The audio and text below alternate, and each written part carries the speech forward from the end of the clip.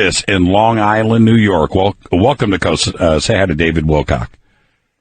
Hey, Jimmy. Hey, Dave. How you guys doing? Doing good, Chris. Well, I had a question for David in terms of reading his new book, The Missionaries, which I'm very enjoying very much. Thanks. And one of the chapters was Nikola Tesla, the Pete Peterson and Nikola Tesla Black Ops. Yep. One of them is about Black Jesus, where there's a ascended being appearing in Africa. Yep. And I just want to know if you know any more information you would share with us, because I thought that was very captivating to me, and I just wanted more information on it. Yeah, the Black Jesus story. The Black Jesus story was probably one of the most shocking things I ever heard. It came from my insider Jacob, I call him that in the book, who actually was working for the Rothschilds and still does, and also is a whistleblower who doesn't really do what they want but continues to work for them because he feels like there's some very serious extraterrestrial threats to Earth and that what they're doing is very necessary to protect us. So the story goes that in the 1960s there was a black man in Africa who came in with abilities complementary to those of Jesus. And he was performing miracles. He was starting to get people to listen to what he had to say. And the cabal tried to kill him, and, you know, they could shoot him in the head and his skull would just regenerate and the flesh would grow back, and he was fine. And, you know, so the crazy story that I heard, which, and remember, I was told at the time that if I disclosed this, that I would be killed, and I ended up putting it in the book anyway. But the story was that this guy, you know, they finally said, okay, we're going to bring you to the United Nations and share your message with the world. Let's get you on this flight. They bring him on this flight, and instead of bringing him to the United Nations, they shot him repeatedly, and then actually had some kind of meat grinder device, and basically like a bandsaw, I guess, and sawed up his body into a whole bunch of pieces, put him in these very like radioactive shielded containers, and then had all these fighter jets dock with the plane and fly his body parts to all corners of the world, where then these containers turned them into ash. And they thought that maybe this would defeat him, like that his body somehow, the tissue was necessary. So if they destroyed all the tissue in all these places across the world, maybe they could defeat him. Well, he then regenerated in their offices and was fully fine, fully intact. But the sad part is that he said, you know, you guys so badly do not want me to be here that I am not going to be able to do any more. You're going to get what you want, but bear in mind that in the future, many others like me will be coming, and when they do, you will not be able to stop us. Wow. Wow. Well, that is all I know. Unfortunately, right. There's nothing more to the story than that. I don't. Incredible. Le Vouvamu! Yala! Le Vouvamu! Yala! Bananzambi! Ingeta! Bananzambi! Ingeta! Le Vouvamu! Yala! Yala! Yes. Yes. Sister Anitria. Now I need to borrow your voice. Are you there? Okay. Yes. Can you please? Yes, I am. Yes. The debate. One morning, old Kahande went to visit Simao Toko. Wait, sister. Found him. Sorry, just a second. Family, we are now in the hottest part. This is called the debate between the Kayandi and the missionaries, catechist. You know, the Catholic people, they used to have a catechist, you know, where they will put you in the school to teach you the Bible, you know, and that this one was a big fight between this elder Kayandi and those Catholic scholars, if I can say. Yes, Sister Annie, Point 11. Okay. One morning, old Kahande went to visit Simao Toko, found him sitting outside cutting his nails, and said to him, Kahande, I'm cutting my nails because today we have a fight. I was called by the missionaries in Kalokembe, and you will stay to fight against the deacons and the catechists who will come here for the same purpose. You have to cut your nails when you go into combat. Toko left for the mission where he was called. The Kahandi, questioned by the pastors of the Ayesa, persuaded him to stop being a Toko'S because the concern of these pastors was to know the reason for the flight of their members to the Toko'S assembly. And Kahande's answer was as follows. When we bring the firewood, we light the fire to cook the food. In the end, the firewood turns to ash. We hold the broom, sweeping it, and throw it in the trash. That is the end, because we can no longer go to the trash can to collect the ash and return to the fire. It means that the ISO church no longer comes back to us. Lufufamu! Yala. That was the answer of this elder Kayande. Because those pastors from Ayesa, they were losing a lot of members. And those pastors, they were the followers of the missionaries, Catholic, Protestant, all of them. That church was white church, if I can say, from the missionaries. And they were losing a lot of members, a lot of members. They were losing a lot of them, and they got mad. That's why they came.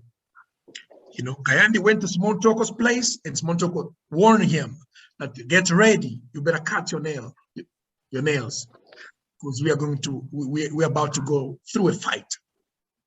So you will stay here to fight, to face the deacons and the catechist, and I will go to the bigger fight. And when those guys, they came to meet Kayande, that's the answer Kayande gave to them. And guess what?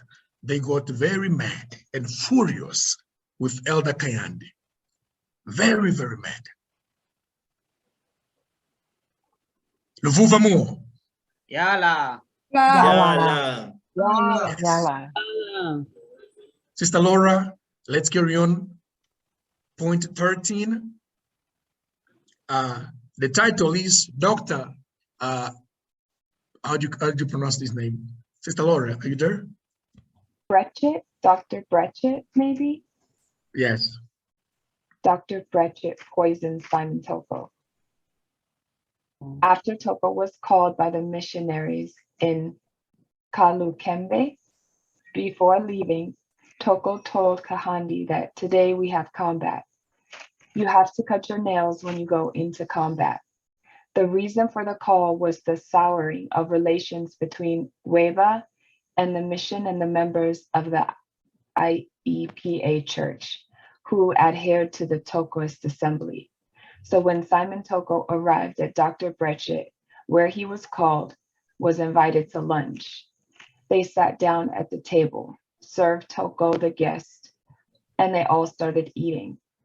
After a few minutes, Dr. Brechet became restless, got up from the table, ran to his room. After a few seconds, he passed through the room at high speed. In shorts and a bottom sweater, disappeared from the house. Hallelujah. Lufufamu. Yala. Sorry, Sister Laura. That's how we do. Sorry for cutting you. No worries. Finally, did you see that? This guy, you know, he was a colonizer. He was a missionary also, doctor, whatever, you know, doctor in theology, all this stuff. So he invited Toko to his house. Guess what?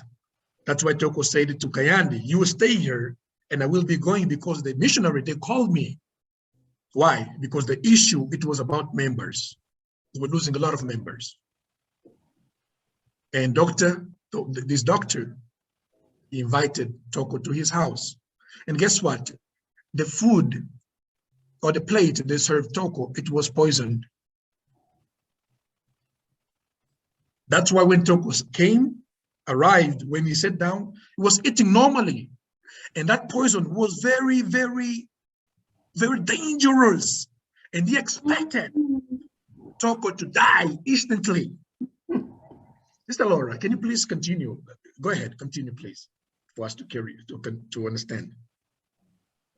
Toko and the rest of Dr. Brechet were astonished at the head of house's behavior. Finally, it was found that the delivery they gave Toko had a deadly and instantaneous poison. Having waited long enough for a desired reaction without feeling any effect, he did not believe it and had no other way out than to run away. The guest devoured all the poison, got up from the table, and returned to his home safe and sound, then reported everything to his friend Kahandi. Luvuvamo! Yala. That's the power. That's the power that Tanzania want to install within you. You want to put also within you. Why? Because you do have a lot of enemies. And sometimes you don't know who you're working with. You don't know their evil intention within their heart. And guess what? If that Nzambi is not within you, oh, family, death, food, we can die. That's why we preach a lot in righteousness and holiness. Because when you obey Nzambi fully, His Mwanda take control. And I'm telling you, you also can eat poison. If they caught you in this kind of situation, and you eat without knowing, they will be they will behave in the same way this doctor behaved. They will get shocked. How come you didn't die? I poisoned your food. That was the reaction of Dr. Brett. He stood up and he ran away like a crazy. And his family members, his wife and his kid, they couldn't believe it. They couldn't believe it. They were like, Daddy, where are you going? He didn't say anything. He ran away. He ran away.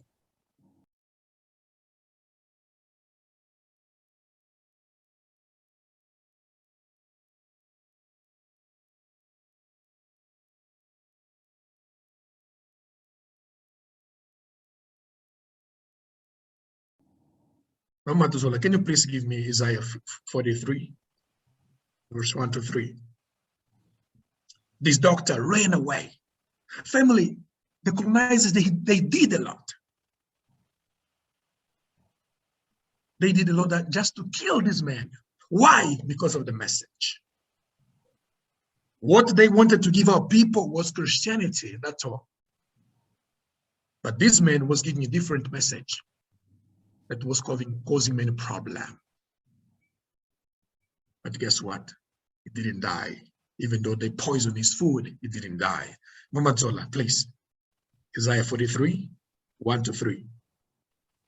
But now, thus says the Most High that created thee, O Yakuba, and he that formed thee, O Isolele, fear not, for I have redeemed thee. I have called thee by thy name. Thou art mine. When you pass through the waters, I will be with you, and through the rivers, they shall not overflow thee. When you walk through the fire, thou shalt not be burned, neither shall the flame kindle upon you. For I am the Most High, thy Nzambi, the Holy One of Isolele, thy Savior. I gave Egypt for your ransom, Ethiopia and Seba for thee. Yes. Luvuvamo. Yalla. When Nzambi is with you, doesn't matter the situation, family. I'm telling you, doesn't matter the situation, it will save you. Doesn't matter the situation, doesn't matter what it is, he will rescue and will cause your enemies to run away. That's beautiful. Elder Abanea mentioned a powerful chapter. Thank you very much, Elder. He mentioned Proverbs chapter 28. That's how the wonder works. and I found it very interesting. Look what does it say? Proverbs 28 verse 1. The wicked run when no one is chasing them. But an honest person is as brave as a lion. Yala. Yala. Thank you, Elder Banya. That's how the doctor ran away. His wife were like, baby, where you going? He didn't say nothing. He just ran away. This is what the Tanzania will, and this is a real family. As we say, we are not making anything. We don't fabricate anything. This is real. And this can happen with you also. One day, Brother Samba mentioned a situation. It happened here in Johannesburg, where a brother, they were walking in the city. You know, in the city, sometimes it is a little bit dangerous. This brother was walking with, they were coming from church for the congregation, you know. And this brother is a Vati, the body of Priest Michael. While they were walking, you know, the robbers, they show up. I think we told you this. The robbers, they show up. They were like, hey, give me your phone, give me your phone. And they started to torment them. And out of nowhere, the robber saw this brother was elevating himself. The one that's family. Yala. Fear not, Izolele. Fear not. What is within you is powerful. You are extremely powerful. That's why if there is anything that the Most High wants, is to obey him. That's all. Be holy and obey him. That's all, family. In order for us to attract the Mwana Velela, for him to perform great miracle within us. This brother is a human being like us, like you, like me. Was a powerful vat. He was elevating. He got suspended from the floor. And when the robbers saw that, again, they ran away. They ran away. So family, that is our reality. Brother Samba, anything to add before we jump to point 15? No, Punch. You can go ahead.